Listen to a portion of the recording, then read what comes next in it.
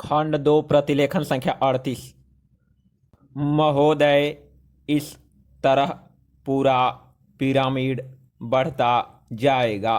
यह विचार बड़ा स्पष्ट और सरल लगता है, परंतु जब इसे हमारे जैसे विशाल आकार, जनसंख्या और सामाजिक जटिलताओं वाले देश पर लागू किया जाता है तो इसे कार्यान्वित करना अत्यंत दुष्कर कार्य हो जाता है। अब चूंकि प्रगति और वृद्धि के लिए वातावरण अधिक अनुकूल बन गया है, इसलिए अब संसाधनों का प्रश्न सामने आता है। टेक्नोलॉजी, गुणवत्ता, उत्पादकता और प्रतियोगिता के प्रश्न सामने आते हैं। इन प्रश्नों पर विचार करते समय हमें विदेशी कारकों की समस्या पर भी ध्यान रखना पड़ता है। इस संदर्भ में विदेश से निवेश और टेक्नोलॉजी अपने देश में आती रहे, यह प्रश्न प्रासंगिक बन जाता है। बाजार में परिवेश मिलने का प्रश्न भी महत्वपूर्ण बन जाता है। हमें अपनी अर्थव्यवस्था को विश्व अर्थव्यवस्था के एक भाग के रूप में ही देखना चाहिए। हम एक अलग थलग द्वीप बनकर नहीं रह सकते। हमें तो स्वयं को विश्व की प्रणाली के एक भाग के रूप में ही देखना चाहिए।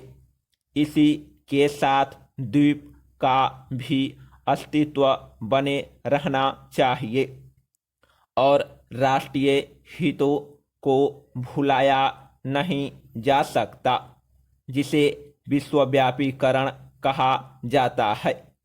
वह विश्व का एक भाग बनने का प्रयास मात्र है।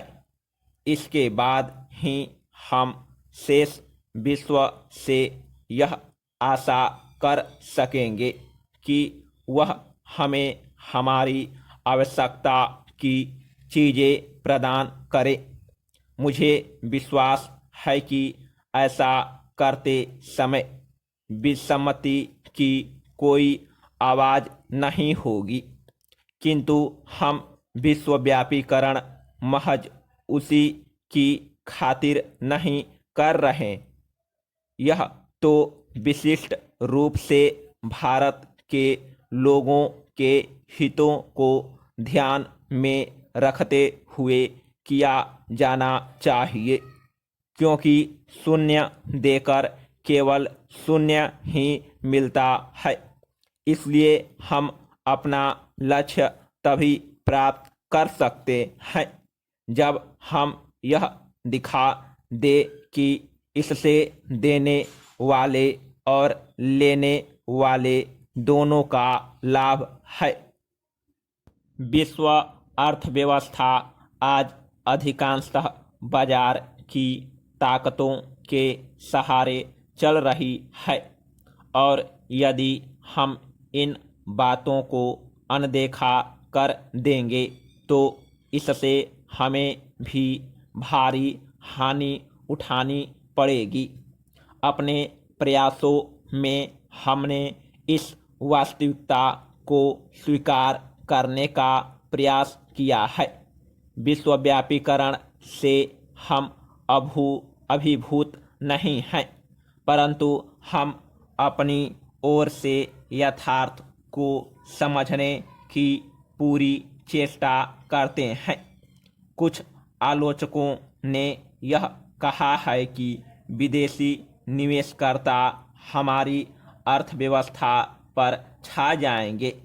इस संबंध में मैं केवल यह कह सकता हूं कि अब तक यद्यपि हमारी नीतियों पर अच्छी प्रतिक्रिया हुई है और विदेशी निवेश आकर्षित हुआ है, परंतु यह हमारी ज़रूरतें पूरी करने के लिए नितांत अपर्याप्त है।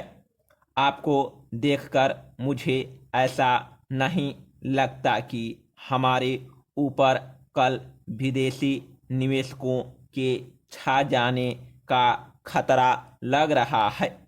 मुझे लगता है कि यहाँ उपस्थित आप लोगों में आत्मविश्वास की भावना बड़ी प्रबल है और यही इस प्रकार की आलोचनाओं का सही उत्तर है। मैं विदेशी निवेश के प्रस्तावों की दो विशेषताओं को दोहराना चाहूँगा ताकि हर व्यक्ति इस बारे में आश्वस्त हो जाए।